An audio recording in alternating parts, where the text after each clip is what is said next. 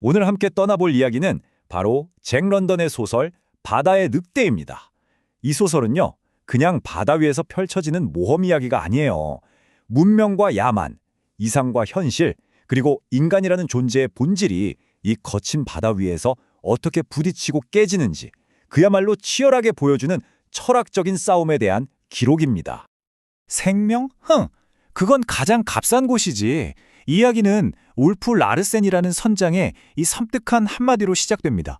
그에게 생명이란 건 그저 다른 생명을 먹어치우면서 살아남는 거대한 발효 과정, 그러니까 이스트 같은 곳에 불과하다는 거예요. 바로 이 무자비한 세계관이 우리가 지금부터 항해하게 될 이 이야기의 거친 파도가 될 겁니다. 자, 그럼 이야기의 또 다른 주인공을 만나볼까요? 험프리 웬 웨이든. 이 사람은 따뜻한 서재 벽난로 앞에서 철학책이나 읽던 문학 비평가, 아주 점잖은 신사입니다. 문명사회의 질서나 가치 같은 걸 한 번도 의심해 본 적이 없는 사람이죠. 하지만 그의 이 평온했던 세계는 이제 곧 산산조각의 날 운명입니다. 모든 건 정말 순식간에 일어납니다. 한 치 앞도 보이지 않는 짙은 안개 속에서 벤 웨이든이 탄 여객선이 다른 배와 충돌하면서 끔찍한 소리를 내죠. 경고의 백고동 소리, 사람들의 비명, 쇠가 찢어지는 굉음. 그가 철석같이 믿어왔던 이 질서정연한 문명의 세계가 한순간에 무너져 내리는 겁니다. 길 잃은 영혼들의 합창처럼 한 무리의 여자들이 비명을 지르고 있었다. 이 구절은 당시의 혼돈을 너무나 생생하게 보여주죠. 벤 웨이드는 이내 비친 이 모습은요, 문명이라는 얇은 껍데기가 벗겨지고 원초적인 공포만 남은 상황의 축소판이나 다름없습니다. 품이나 이성 같은 건 이제 온데간데 없고 오직 살기 위한 절규만 가득한 거죠. 얼음장 같은 바닷물 속에서 정신을 잃어가던 벤 웨이든. 그는 정말 기적적으로 한 배에 의해 건져 올려집니다. 죽음의 문턱에서 살아 돌아온 거죠. 그런데 말이죠, 이게 과연 구조가 맞을까요? 그의 이 구조는 사실 끔찍한 아이러니의 시작이었습니다. 어쩌면 그는 죽음보다 더 가혹한 현실 속으로 던져진 건지도 모릅니다. 그를 구해준 배, 이름부터가 심상치 않죠? 고스트, 유령선입니다. 이 물개잡이 배가 이제부터 벤 웨이든이 겪어야 할 모든 것, 그의 세상이 됩니다. 문명의 법 같은 건 닿지 않는 바다 위, 오직 힘의 논리만이 유일한 법인 잔혹한 소우주, 바로 그곳에 발을 들인 겁니다. 고스트호에서 그는 첫 번째 굴욕을 맛봅니다. 바로 자신의 이름을 빼앗긴 거죠. 험프리 벤 웨이든이라는 고상한 이름 대신 선원들은 그를 그냥 험프라고 부릅니다. 혹이라거나 멍청이라는 뜻을 가진 이 별명은 그의 과거를 지워버리고 그를 하찮은 존재로 낙인 찍는 첫 번째 의식이나 마찬가지였습니다. 그의 굴욕은 여기서 끝나지 않습니다. 이제 그는 품이 있던 자신의 옷 대신 정말 우스꽝스럽고 초라한 옷을 입어야만 했어요. 핏자국이 묻은 셔츠, 짝짝이 바지, 몸에 맞지도 않는 재킷. 이 기괴한 옷차림은 그의 과거, 신사로서의 모든 지위와 품위가 완전히 박탈되었다는 걸 보여주는 낙인이었습니다. 이 혼돈의 공간에서도 벤 웨이드는 인간성의 양극단을 마주하게 됩니다. 한쪽엔 비굴함과 자만심으로 똘똘 뭉친 요리사, 토머스 머그리지. 그는 벤 웨이든을 끊임없이 조롱하고 괴롭히죠. 그리고 다른 한쪽엔 과묵하지만 정직하고 위험 있는 선원, 존슨이 있습니다. 이 잔혹한 세계에서 벤 웨이든에게 처음으로 작은 친절을 베푼 사람이 바로 그였죠. 그리고 이 떠다니는 지옥을 지배하는 절대 군주가 있습니다. 바로 바다의 늑대라 불리는 사나이 울프 라르센 선장입니다. 이 배에서 법은 딱 하나, 바로 그의 주먹과 힘뿐입니다. 라르센이란 인물의 복잡성은 그의 눈에 그대로 담겨 있습니다. 책의 묘사를 보면요, 그의 회색 눈동자는 어떨 땐 낯빛 하늘처럼 암울했다가 이내 불꽃처럼 이글거리기도 하고 또 어떤 때는 북극의 빙하처럼 차갑게 변합니다. 그러다가도 모든 여성을 매혹시킬 듯한 사랑의 빛으로 반짝이기도 하죠. 그의 눈은 정말 예측 불가능하고 모순적인 그의 내면을 비추는 거울 같아요. 벤 웨이드는 이 배의 통치 방식을 아주 끔찍한 방식으로 직접 목격하게 됩니다. 한 캐빈 보이가 감히 선장에게 말대꾸를 하거든요. 그 순간 라르센은 맹수처럼 갑판을 가로질러 소년의 배를 그대로 강타합니다. 거구의 소년이 젖은 헝겊처럼 구겨지면서 고통 속에 몸부림치죠. 이 모든 게 정말 눈 깜짝할 사이에 벌어집니다. 이게 바로 고스트호의 유일한 법, 주먹의 법칙인 겁니다. 이 끔찍한 광경 앞에서 벤 웨이드는 속이 뒤틀리는 충격을 느낍니다.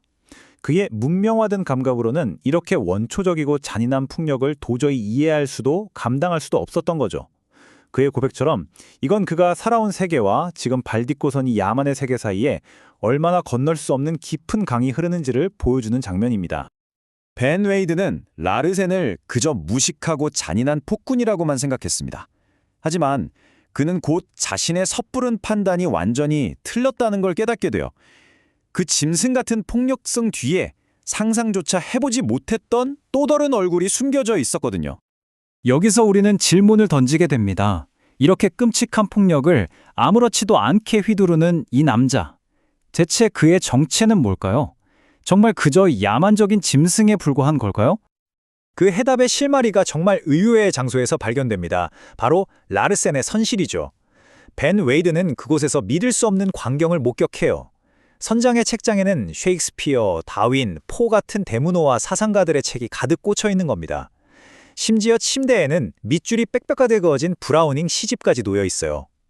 야만과 지성, 이 극단적인 두 세계가 한 인간 안에 공존하는 모습, 그야말로 충격 그 자체였습니다. 이 발견은 벤 웨이든을 깊은 혼란에 빠뜨립니다. 아니, 짐승과 지식인이라니. 도저히 어울릴 수 없는 이 두 모습이 어떻게 한 사람 안에 같이 있을 수 있는 걸까요? 울프 라르센은 이제 더 이상 단순한 폭군이 아니라 이해할 수 없는 거대한 수수께끼 그 자체가 되어버립니다. 그리고 바로 이 모순이야말로 바다의 늑대라는 이야기를 이끌어가는 가장 강력한 힘이 되죠. 자, 이제부터 벤 웨이든과 라르센의 관계는 새로운 국면으로 접어듭니다. 단순한 피해자와 가해자를 넘어서는 거죠. 육체적인 충돌을 넘어 두 사람의 정신과 철학이 정면으로 맞붙기 시작합니다. 이상주의와 물질주의, 두 세계관의 첫 번째 결투가 펼쳐지는 겁니다. 두 사람의 철학은 정말 빛과 어둠처럼 명확하게 대립합니다. 벤 웨이드는 생명의 신성함과 영혼의 불멸을 믿는 이상주의자고요. 반면에 라르센은 생명이란 그저 물질의 투쟁일 뿐이고 힘이 유일한 진리이며 영혼 따위는 존재하지 않는다고 믿는 철저한 물질주의자입니다. 라르센의 철학은 이 한 문장으로 요약됩니다. 힘이 곧 정의이며 약함은 악이다. 그에게 선과 악의 구분은 의미가 없어요. 오직 강함과 약함이 있을 뿐이고 강한 것이 모든 것을 정당화하는 자연의 유일한 법칙이라고 주장하는 겁니다. 벤 웨이든이 굳게 믿는 문명의 가치, 그 핵심에는 바로 이타주의가 있죠. 타인을 위해 자신을 희생하는 이 고귀산 정신이야말로 인간을 짐승과 다르게 만드는 것이라고 그는 믿습니다. 하지만 라르센에게 이 이타주의는 그냥 위선에 불과합니다. 라르센은 그 유명한 이스트 뷰로 이 이타주의를 아주 산산조각 내버립니다. 그는 모든 생명은 서로를 먹고 먹히며 생존하는 이스트 덩어리와 같다고 말해요. 서로를 삼키려는 건 죄가 아니라 그냥 본성이라는 거죠. 오히려 그 본성을 거스르는 이타주의야말로 자연의 법칙에 어긋나는 죄라고 그는 주장합니다.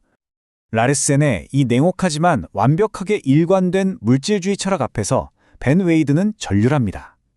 그는 지금까지 상상조차 해본 적 없는 끔찍하지만 동시에 거부할 수 없을 만큼 매혹적인 정신의 미개척지를 탐험하고 있다는 걸 깨닫게 되죠. 이건 단순한 말싸움이 아니라 두 세계관의 운명을 건 충돌이었습니다. 1부는 이렇게 막을 내립니다. 자, 이제 질문이 남습니다.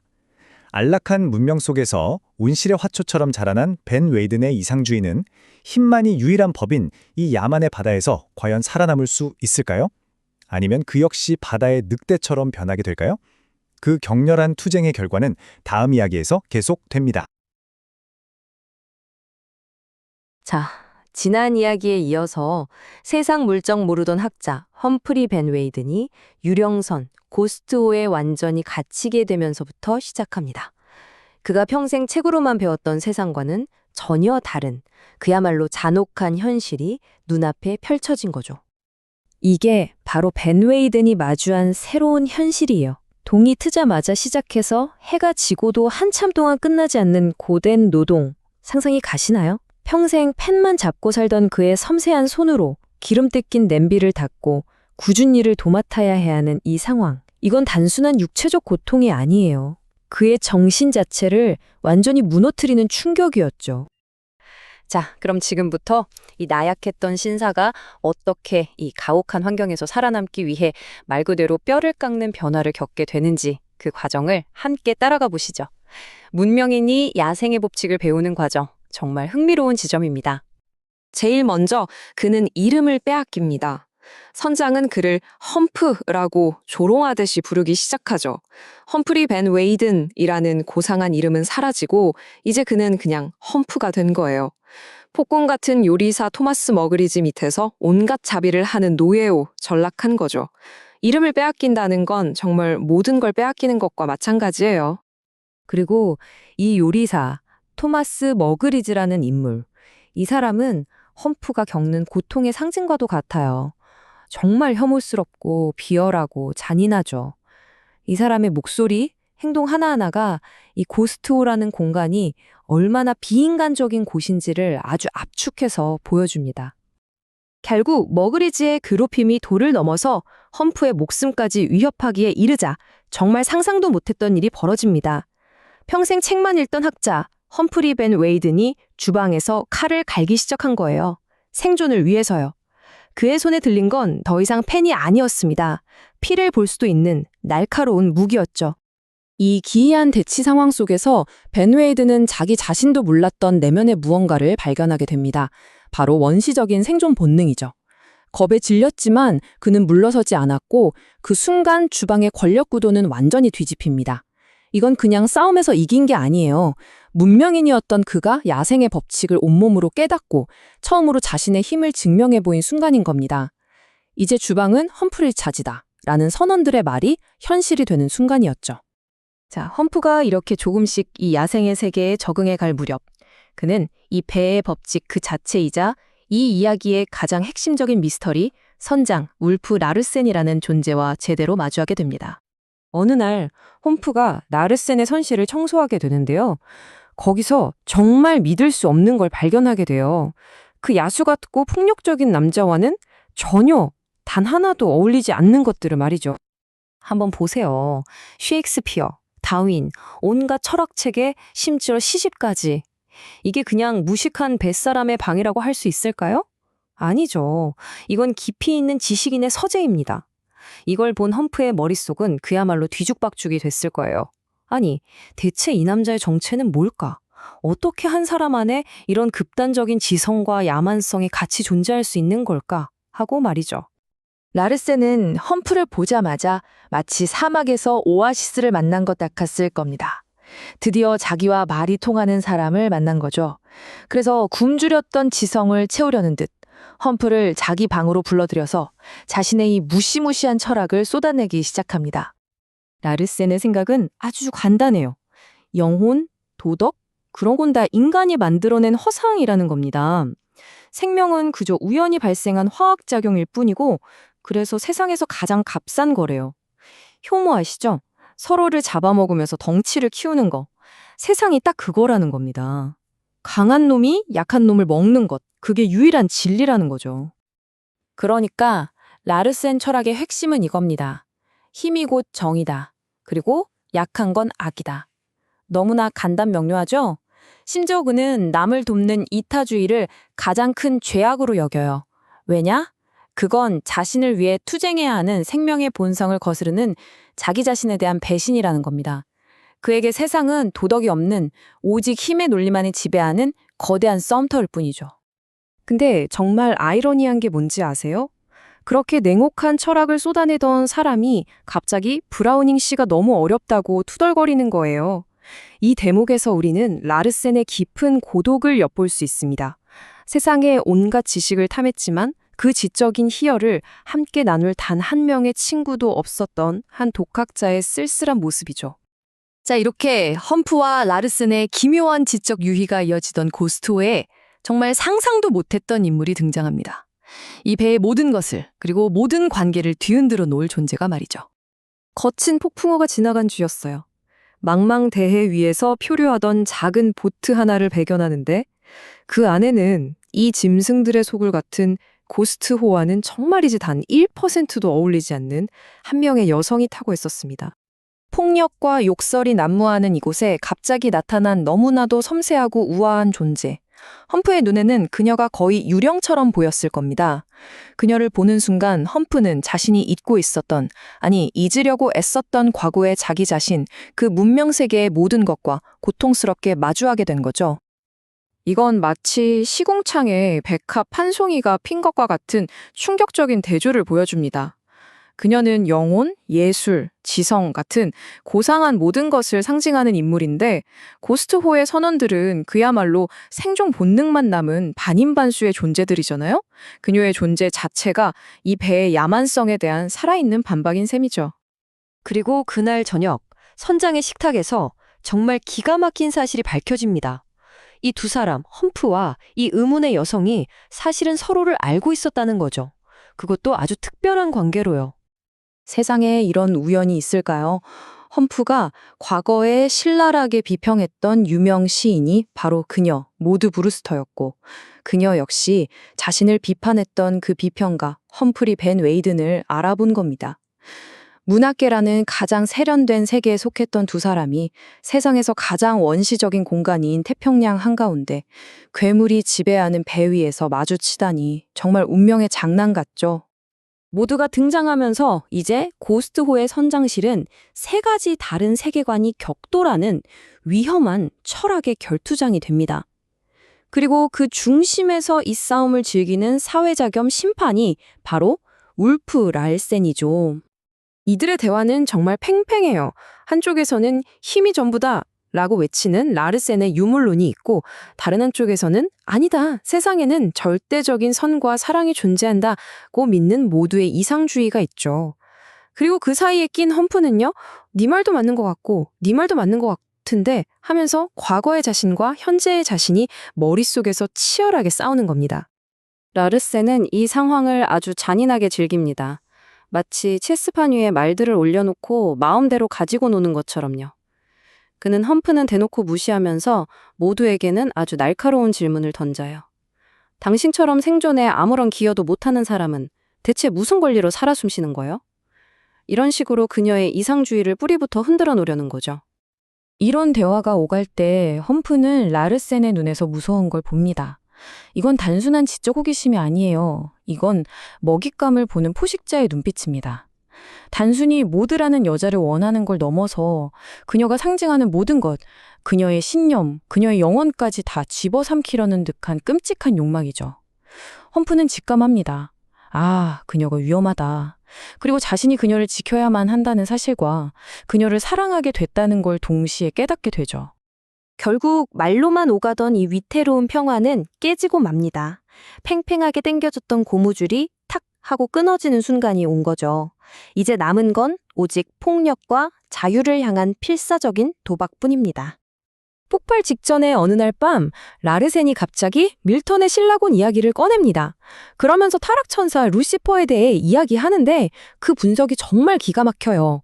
그는 루시퍼를 악마가 아니라 편안한 노예로 사느니 차라리 자유 속에서 고통받는 길을 택한 위대한 영웅이라고 칭송합니다.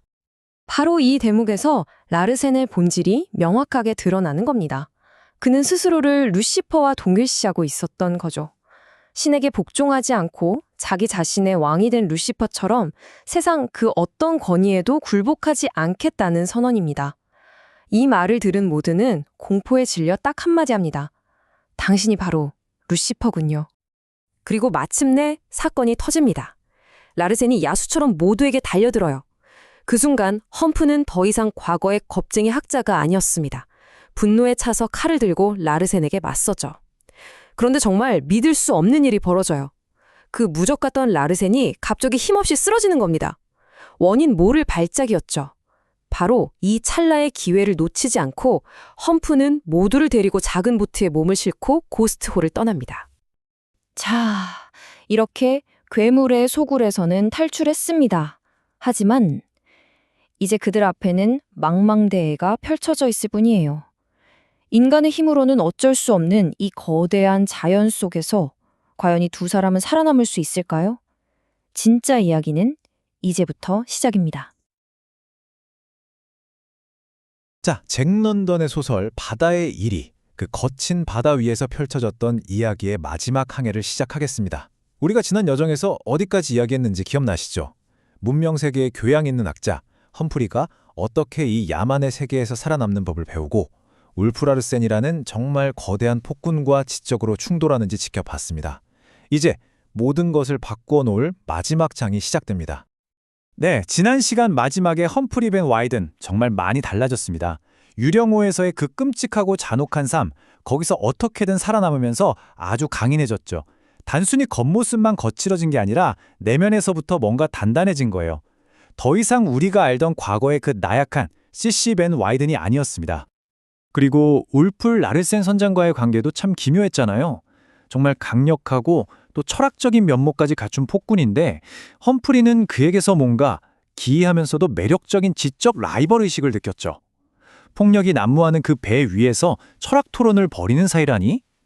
라르센의 그 야만성에 기겁하면서도 동시에 그 압도적인 힘과 날카로운 지성에는 끌릴 수밖에 없었던 겁니다. 자, 그런데요. 이 거칠고 잔혹한 남자들만의 세계에 갑작스러운 폭풍과 함께 완전히 이질적인 존재가 톡 하고 던져진다면 과연 어떻게 될까요? 이게 바로 오늘 이야기의 시작점입니다. 험프리뿐만 아니라 울프 랄센까지 모든 걸 바꿔버릴 어떤 사건이 터지게 되거든요. 지금부터 그 이야기를 시작해 보겠습니다. 첫 번째 이야기, 폭풍 속의 이방인입니다. 말 그대로 모든 것을 뒤바꿀 거대한 폭풍이 몰아치는데요. 그 폭풍이 데려온 한 사람 때문에 유령호가 그야말로 발칵 뒤집힙니다. 정말 끔찍한 폭풍우가 몰아쳐요. 유령호가 침몰 직전인 우편선에서 간신히 생존자들을 구조하는데 글쎄요, 그들 중에 여성이 한 명 있었던 겁니다. 한번 상상해보세요.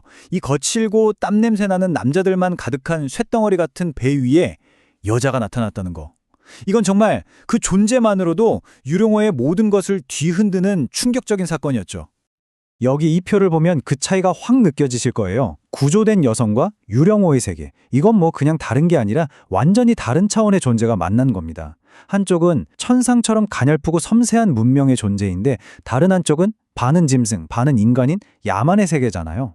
험프리한테는 이게 엄청난 충격이었을 거예요. 그녀를 보면서 자기가 어떤 세계에서 왔는지, 그리고 지금 이 배에 얼마나 중요한 게 빠져 있는지를 다시금 깨닫게 된 거죠. 마치 잊고 있던 자신의 모습을 거울로 본 것 같은 그런 느낌이랄까요? 험프리가 이렇게 말해요. 나는 여성이 얼마나 섬세하고 연약한 존재인지 처음으로 깨닫고 있었다. 그녀의 팔을 잡았을 때 그 가나름과 부드러움에 깜짝 놀랐다. 이 말이 정말 모든 걸 보여주죠. 그동안 이 야만의 세계에 완전히 동화돼서 잊고 있었던 거예요. 여성이라는 존재의 섬세함, 부드러움, 그녀의 팔을 잡는 그 순간 잃어버렸던 문명세계의 감각이 온몸으로 되살아난 겁니다. 그리고 바로 이 순간부터 험프리의 내면에서 새로운 변화가 시작됩니다. 자, 이제 이야기는 더 복잡해집니다. 두 번째 이야기는 두 남자와 한 여자입니다. 모드 브루스터라는 이 여성의 등장이 그냥 작은 파장을 일으킨 게 아니에요. 유령호의 권력구도 전체를 흔들어 버립니다. 험프리, 모드, 그리고 울프 랄슨. 이 세 사람 사이에 아주 위험한 삼각관계가 형성되거든요. 근데 더 놀라운 사실이 뭔지 아세요? 이 여성이 바로 모드 브루스터. 험프리가 예전에 글을 읽고 평론까지 썼던 그토록 존경하던 유명 작가였던 겁니다. 이게 말이 되나요? 태평양 한가운데 이 지옥 같은 배 위에서 자신이 동경하던 작가를 만나다니요. 이 둘은 만나자마자 바로 통하죠. 같은 문화를 공유하고 지적인 대화가 통하니까요. 순식간에 둘은 유령호의 다른 모든 사람들과는 다른 아주 특별한 존재가 되어버립니다. 험프리가 보기에 울프 라르센과 모드 브루스터는 인류의 양극단을 보여주는 것 같았어요. 라르센이 모든 야만성의 정점, 그러니까 힘과 약탈을 상징하는 거대한 호랑이 같다면 모드는 가장 세련된 문명의 완성품, 깨지기 쉬운 도자기 같은 존재였죠. 한 명은 원시적인 싸움꾼 짐승, 다른 한 명은 영적인 존재. 말 그대로 야만과 문명이 한 배에 타고 있는 겁니다. 이 둘의 대립이 이 소설의 핵심 갈등 중 하나가 되죠. 이 세 사람의 관계가 어떻게 흘러가는지 한번 볼까요? 울프 라르센은 모두에게 지적인 호기심을 느껴요. 이런 종류의 인간도 있구나 하면서 분석하고 토론하고 심리적으로 정복하려고 하죠. 그녀를 하나의 연구 대상으로 보는 겁니다. 하지만 험프리는 달라요. 그는 모두에게서 자신이 잃어버렸던 모든 것, 그리고 자신이 갈망하던 사랑을 발견해요. 그래서 그녀를 보호해야겠다는 생각이 들죠. 이제 험프리의 삶의 목적이 바뀝니다. 자신의 생존이 아니라 그녀를 지키는 것으로요.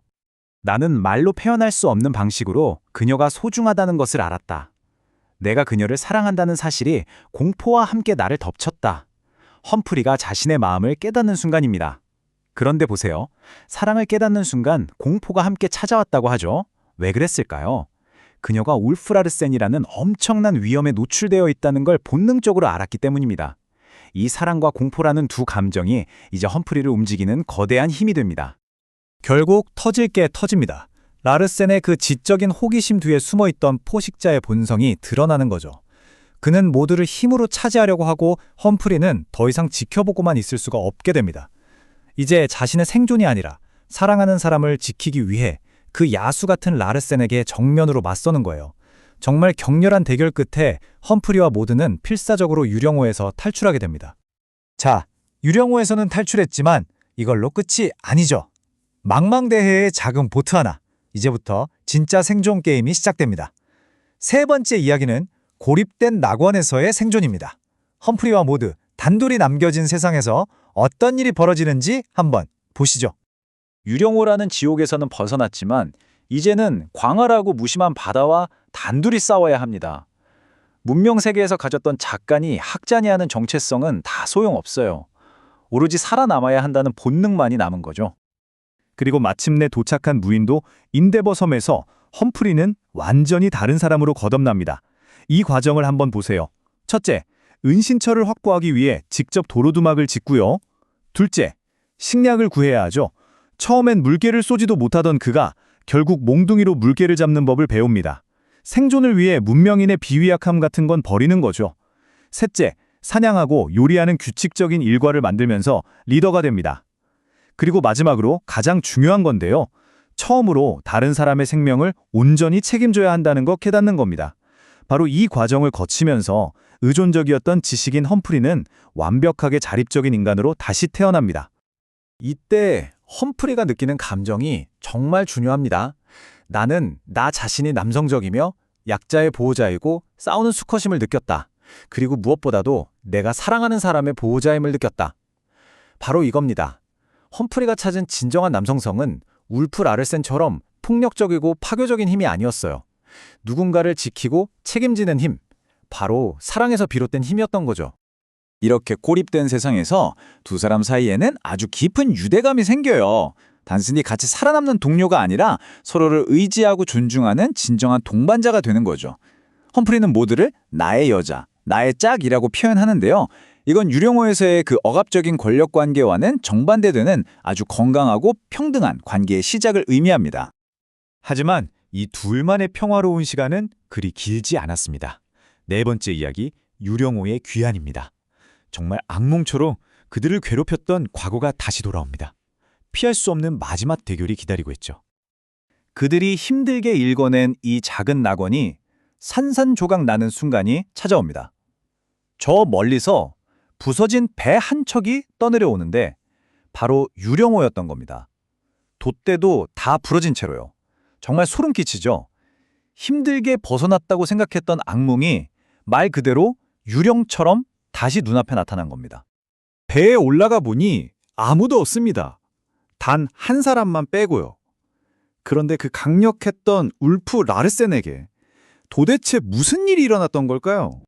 라르센의 몸은 처참하게 무너져 내리고 있었습니다. 처음 발견했을 땐 이미 눈이 완전히 먼 상태였어요. 며칠 뒤에는 뇌졸중으로 몸의 오른쪽이 마비됩니다.